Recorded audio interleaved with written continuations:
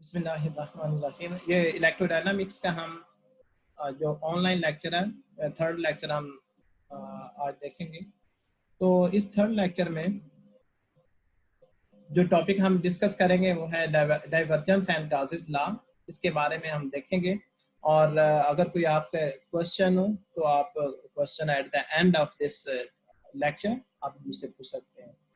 ठीक है, first of all हम ये डिस्कस करेंगे कि फील्ड लाइन क्या होती हैं या फ्लक्स क्या होता है, इलेक्ट्रिक फ्लक्स की हम बात करेंगे और फिर गासेस लॉ को देखेंगे कि इलेक्ट्रिक गासेस लॉ को in terms of flux, electric flux कैसे लिखा जा सकता है। ठीक है, तो सबसे पहले ये कि हम इलेक्ट्रिक लाइंस को हम रिप्रेजेंट कर सकते हैं स्मॉल एरोज से। ये जिस तरह जो लेफ्ट साइड पे आपकी स्क्रीन के लेफ्ट साइड पे ये जो एरो लगे हुए हैं, अगर ये एरोज शो कर रही हो फील्ड की स्ट्रेंथ को तो ये बात ठीक होगी। क्यों? क्योंकि जैसे जैसे ये सेंटर में अगर चार्ज है, जैसे जैसे हम इस चार्ज से दूर जाते हैं तो जो वेक्टर एक शो किया हुआ है, एक एरो शो किया हुआ है, उसकी लंबाई कम हो रही है, जो ये शो करता है कि इलेक्ट्रिक फील्ड की जो स्ट्रेंथ है, जैसे जैसे हम चार्ज से दूर जाते हैं तो उसकी स्ट्रेंथ कम होती जाती है। ठीक है, तो अगर मैं ऐसे करूं कि इस लेफ्ट साइड वाली इमेज से मैं राइट साइड वाली इमेज पे आता हूं, यानी मैं क्या करता हूं कि सारे ये छोटे छोटे एरोस को मैं एक बड़ी लाइन से मिला देता हूं। ठीक है, सारी लाइन जो छोटे छोटे एरोस से मिलकर बनी थी मैं इनको फिल कर देता हूं, एक ज्वाइन कर देता हूं। तो ये हमारे से ये बात समझने वाली है। If we join the small lines that are arrows in the first figure, do you consider that we have lost some of the information? I think no. क्यों? क्योंकि हम यहाँ पे ये शो कर रहे थे फर्स्ट फिगर में कि जो एरोस की लंबाई है वो शो करेगी फील्ड की स्ट्रेंथ को, हालांकि ऐसा नहीं है। जो फील्ड की स्ट्रेंथ है वो तो एक एरिया में, एक स्पेसिफिक रीजन में फील्ड लाइंस के फ्लक्स पे डिपेंड करती है। The strength of electric field depends on the density of the electric lines. यानी अगर हम चार्ज के करीब हैं तो यहाँ पे जितने एरिया में जितनी नंबर ऑफ लाइंस आ रही हैं, वही एरिया अगर हम किसी और जगह पे ड्रा करें तो नंबर ऑफ लाइंस कम हो जाएंगी, यानी density of the electric lines कम हो जाएगी, जो ये शो करेगी कि यहाँ पे फील्ड स्ट्रॉन्ग नहीं है। ठीक हो गया? तो नेक्स्ट इलेक्ट्रिक फ्लक्स को डिफाइन किया हुआ है, the number of lines passing through a certain area is called electric flux. Electric flux की एक और डेफिनेशन भी है। इसकी दूसरी डेफिनेशन क्या है? The dot product of electric intensity on that surface and area of that surface। अगर हम डॉट प्रोडक्ट लें इलेक्ट्रिक फील्ड का किसके साथ? Area segment of the area through which the electric lines are passing, this will give us the electric flux। ठीक है, तो electric flux को हम मेजर करते हैं न्यूटन मीटर स्क्वायर पर कूलम।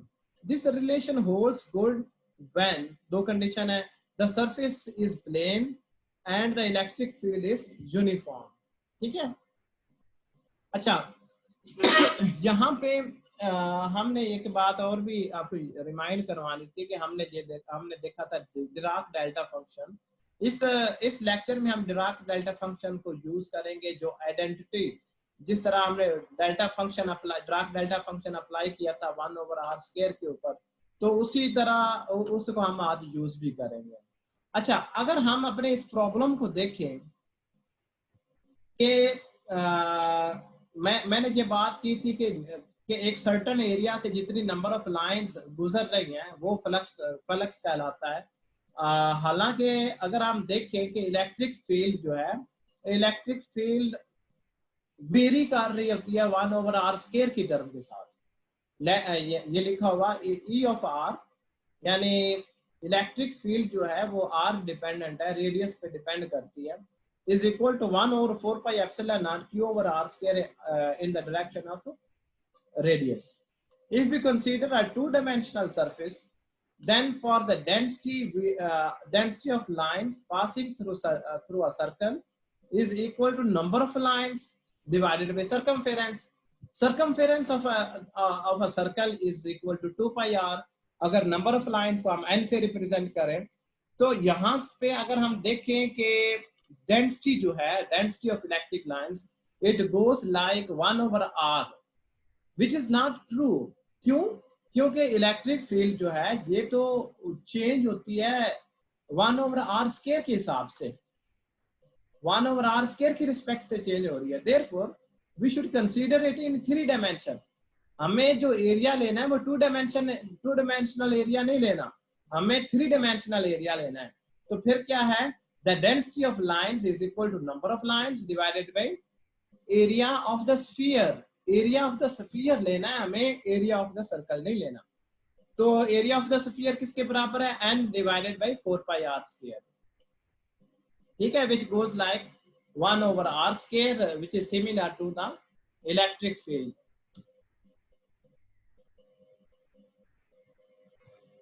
अच्छा, now consider two opposite charges. यहाँ पे ये बताया हुआ है कि इलेक्ट्रिक लाइंस जो है वो किस तरह ओरिजिनेट होती हैं और कहाँ पे खत्म होती हैं। इलेक्ट्रिक लाइंस सॉरी हमेशा पॉजिटिव चार्ज से शुरू होकर नेगेटिव चार्ज पे खत्म होती हैं, और इलेक्ट्रिक लाइंस कभी भी ब्रेक नहीं होती, ठीक है। अगर एक पॉजिटिव चार्ज है तो एक नेगेटिव चार्ज है, हमेशा पॉजिटिव चार्ज से ओरिजिनेट होंगी और नेगेटिव पे जाके खत्म हो जाएंगी। तो ये भी है कि जिस तरह पॉजिटिव चार्ज एक दूसरे को रिपेल करते हैं, इसी तरह इससे दोनों चार्जेस से जो ओरिजिनेट हो रही होंगी इलेक्ट्रिक लाइंस, वो भी एक दूसरे को रिपेल करेंगी। ये दो चार्जेस है, इक्वल चार्जेस हैं जिसकी इलेक्ट्रिक लाइंस शो की हुई है कि वो एक दूसरे को रिपेल करें। The field strength is proportional to the density of field lines, that is number per unit area, and E dot dA is proportional to the number of lines passing through the infinitesimal area, that is dA.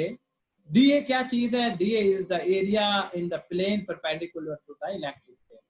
For the field lines that originate on a positive charge must either pass out through the surface or else terminate on a negative charge inside. उसके बाद एक और इसकी property लिखी हुई है, a charge outside the surface will not contribute to the total flux since its field lines passes in one side and out the other side. यानी हमारे पास अगर एक सरफेस हमने ड्रा की हुई है तो इलेक्ट्रिक फील्ड की स्ट्रेंथ को बढ़ाने के लिए सिर्फ वही चार्ज कंट्रीब्यूट करेगा जो सरफेस के अंदर है। मतलब सरफेस, यहाँ पे हम 3 डायमेंशन में सरफेस की बात कर रहे हैं, 3 डायमेंशनल एरिया की बात कर रहे हैं, यानी हमारे स्फीयर के अंदर जितना चार्ज होगा सिर्फ वो कंट्रीब्यूट करेगा। मिसाल के तौर पर एक ये चार्ज आउटसाइड द सरफेस, ये अगर सरफेस है दिखाया हुआ है, तो ये चार्ज कंट्रीब्यूट नहीं करेगा उसके टोटल फ्लक्स में। यानी इस चार्ज से जितनी नंबर ऑफ लाइंस ओरिजिनेट होंगी और ओरिजिनेट होके इस सरफेस से गुजरेंगी, उतनी ही जितनी इन हो रही है उतनी आउट भी हो रही होगी, ठीक है। तो इसलिए जो चार्ज बाहर पड़ा हो किसी सरफेस के वो कंट्रीब्यूट नहीं करता। अच्छा, इलेक्ट्रिक फील्ड एंड गाउसेस लॉ, ये हम देखते हैं, इससे हम फ्लक्स की टर्म में देखेंगे। As we note that in case of a point charge Q at the origin, the flux of electric field through a spherical surface of radius r is E dot dA is equal to 1/4πε0 Q/r² into r unit vector dot dA spherical coordinates में लिखा हुआ है r² sin theta d theta d phi। अगर हम इसे cylindrical coordinates में लिख लें, that will be equal to 4 pi R square. तो ये कुछ टर्म यहाँ पे कैंसल आउट हो जाएंगी और हमारे पास रह जाएगा E dot D is equal to 1 over epsilon naught times charge enclosed. अच्छा, अगर हमारे पास ये तो केस था कि अगर हमारे पास एक चार्ज, अगर एक से ज्यादा चार्जेस हो तो क्या होगा कि हम इसको इंटीग्रेट कर देंगे, closed integral E dot D A will be equal to summation E dot E I लिखा हुआ आई जो है ये इस पे सम है कि I if we have ith number of charges then electric field dot the area through which the electric lines are passing, और इसका अगर हम डाइवर्जेंस लेंगे तो ये हमारे पास आ जाएगा summation over I Q enclosed Q I divided by epsilon not. तो इसको हम क्यू आई जो है इसे हम रिप्रेजेंट कर सकते हैं क्यू एनक्लोज्ड से, यानी सरफेस के अंदर कितने चार्जेस एनक्लोज्ड हैं वो, और इसको हम इक्वेशन नंबर 1 कह लेंगे। Equation 1 is the integral form of the Gauss's law. As we know that any surface integral can be converted into volume integral by Gauss's law. Gauss's law की help से हम किसी सरफेस इंटेग्रल को volume integral में या volume integral को surface integral में change कर सकते हैं। वो कैसे चेंज होगा? Surface closed surface integral E dot D A is equal to del dot E D tau. D tau is a volume element और surface E dot D A हमने अभी पढ़ा, ये बराबर होगा Q enclosed divided by epsilon naught which is equal to volume integral of the divergence of the electric field. ठीक है, तो इक्वेशन 1 से अगर हम देखें क्यू एनक्लोज्ड को हम लिख सकते हैं रो डी टाउ, ये पिछले लेक्चर में भी हमने डिस्कस किया था। अगर हम दोनों तरफ डिवाइड कर दें एप्सिलॉन नॉट से तो ये आ जाएगा Q enclosed divided by epsilon naught which is equal to volume integral over rho over epsilon naught. So Gauss's law becomes, यानी इक्वेशन 2 को फिर हम ऐसे भी लिख सकते हैं कि integral del dot E D tau is equal to volume integral rho over epsilon naught times D tau. अच्छा, since this holds for any volume the integrands must be equal। अगर ये पिछला हम इंटीग्रल देखें तो दोनों तरफ ये इंटीग्रल है और ये इंटीग्रल डी टाउ के ऊपर है। अगर ये इंटीग्रल सिमिलर है तो इसके इंटीग्रैंड भी आपस में इक्वल होंगे। तो हम इसे फिर ऐसे लिख सकते हैं del dot E is equal to rho over epsilon naught. This is the differential form of Gauss's law। ठीक है, तो इस तरह हमने integral form of Gauss's law भी देख लिया और differential form of Gauss's law भी देख लिया। ठीक है, ये जो दोनों इंटीग्रल फॉर्म है Gauss's law की या डिफरेंशियल फॉर्म है Gauss's law की, हम यूज करते हैं डिफरेंट प्रॉब्लम्स को सॉल्व करने के लिए। Electric field different charge distribution की वजह से इलेक्ट्रिक फील्ड को फाइंड करने के लिए। अच्छा, उसके बाद है divergence of the electric field. तो हम फिर एक दफा वापस जाते हैं, हम let's go back and calculate the divergence of E. और डाइवर्जेंस ऑफ ई हमारे पास किसके बराबर था? 1/4 pi epsilon not integral all space के ऊपर हमने इंटीग्रल लिया हुआ है, स्पेस मतलब वॉल्यूम के ऊपर इंटीग्रल लिया हुआ है। तो ये बराबर था हमारे पास r unit vector over r square into rho of r prime theta. r prime क्या चीज है, ये हमने लास्ट टाइम भी डिस्कस किया था। ये ओरिजिन से लेके जो हमारा सोर्स चार्ज है वहां तक का डिस्टेंस है। और इस फिगर से अगर हम देखें, अगर ये एक ट्राइंगल इसका हम कंसीडर करें तो r वेक्टर जो है ये बराबर होगा r माइनस r प्राइम। ठीक है, now the divergence of E is equal to del dot E which is equal to 1/4 pi epsilon naught del dot ये वैल्यू लिख दी ऊपर से देख के। ठीक है, r unit vector over r square into rho of r prime d tau prime. why we are taking divergence of r unit vector over r square only, ये बात आपको समझ होनी चाहिए क्योंकि this is the only vector quantity। तो बाकी जितनी भी चीजें हैं वो वेक्टर नहीं है। तो where del dot r unit vector over r square is equal to 4 pi sigma cube into r vector. तो ये एक आइडेंटिटी है जो कि हमने सॉल्व की थी चैप्टर 1 में। चैप्टर 1 में डिराक डेल्टा फंक्शन वाला जब टॉपिक पढ़ रहे थे, पेज नंबर 50 आपकी बुक का, आप उसको एक दफा रिवाइज कर लें। So del dot E will be equal to 1 over 4 pi epsilon naught integral 4 pi sigma cube into R rho R prime d tau prime। अच्छा, नेक्स्ट हम देखते हैं कि डेल डॉट ई, इसको ऐसे भी लिखा जा सकता है, कुछ टर्म्स यहाँ पे कैंसल आउट हो रही हैं, ठीक है। This integral will give the value of rho at at position R surrounding whole volume. तो del dot E will be equal to 1 over 4 pi epsilon naught rho of R vector. ये हमारे पास equation ए आ जाएगी। और A is the differential form of, again A is a differential form of Gauss's law। If you want to see the integral form, तो integral form के लिए हम क्या करेंगे, हम इंटीग्रेट कर देंगे इक्वेशन A को over a volume, over some volume and apply the divergence theorem. तो इस तरह हमने पहले एग्जांपल में हमने ये देखा कि हमने पहले इंटीग्रल फॉर्म पढ़ी डाइवर्जेंस थ्योरम की, यानी डाइवर्जेंस थ्योरम क्या है, ये गॉसेस लॉ है। और उसके बाद हमने डिफरेंशियल फॉर्म पढ़ी। इस एग्जांपल में हमने क्या किया, पहले हमने डिफरेंशियल फॉर्म पढ़ी, फिर उसके बाद हमने इंटीग्रेट किया, इंटीग्रेट करके उसके इंटीग्रल फॉर्म में हमने देख ली, ठीक है। वॉल्यूम इंटीग्रल को सरफेस इंटीग्रल में कैसे चेंज करता है, यही हमें गॉसेस लॉ बताता है।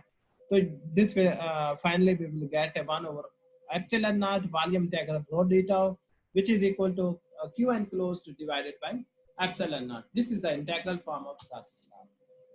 अच्छा, इसके बाद Gauss's law की कुछ एप्लीकेशंस बताई हुई हैं। एप्लीकेशंस में असल में एग्जांपल नंबर 3, 4, 5 और 6 जो है ये एप्लीकेशन है Gauss's law की। ये आपने इसके सॉल्व्ड एग्जांपल्स हैं जो ये आपने देख लेनी है, मैंने आपको सॉल्व करके भी दे दिए हैं, तो आपने इनको देख लेना है, ठीक है।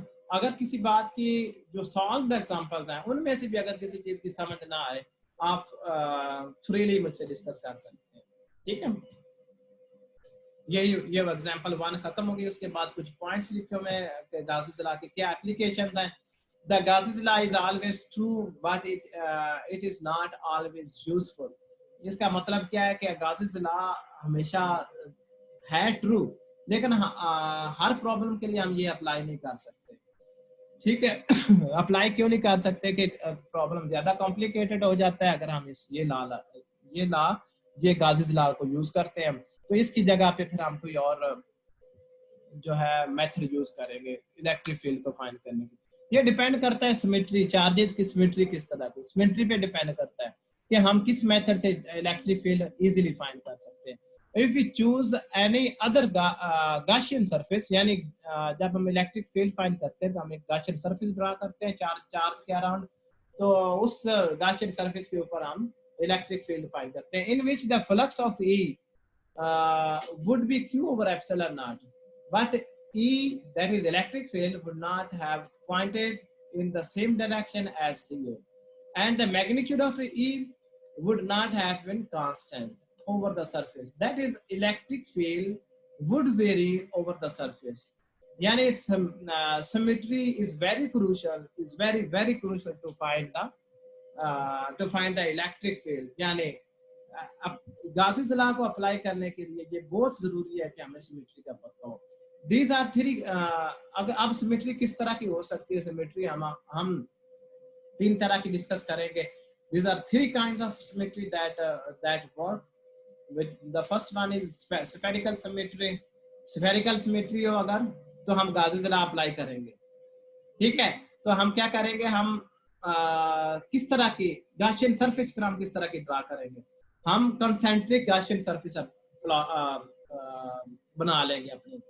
अगर चार्ज गिवन है, हमें एक स्फेरिकल चार्ज गिवन है, तो उसके सराउंडिंग में उसको हम एनक्लोज कर लेंगे अपनी गॉसियन सरफेस से, ठीक है। तो वो कैसे, हम एक कंसेंट्रिक गॉसियन सरफेस ड्रा कर लेंगे। इसी तरह गॉसेस लॉ को हम अप्लाई कर सकते हैं if we have a cylindrical symmetry, या सिलेंड्रिकल अगर सिमेट्री हो तो हम गॉसियन सरफेस कैसे ड्रा करते हैं, हम कोएक्सियल सिलेंडर बना लेते हैं।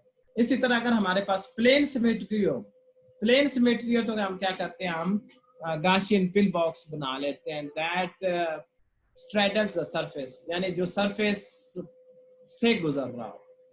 ठीक है, ये 3 तरह के सिमेट्रीज हैं जो हमने जिन अगर चार्ज डिस्ट्रीब्यूशन इन 3 सिमेट्रीज की तरह हो तो हम गासेस लॉ यूज कर सकते हैं।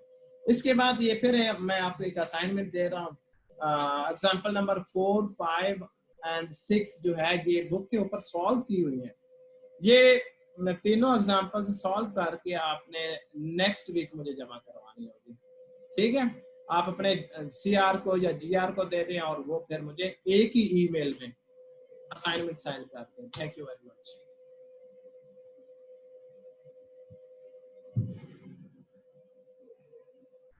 अच्छा बेटा, इसके बाद मैं आपसे जानना चाहूँगा, अगर आपका कोई भी क्वेश्चन है तो आप अपना माइक अनम्यूट करें, माइक अनम्यूट करके आप मुझसे क्वेश्चन पूछ सकते हैं। ठीक है,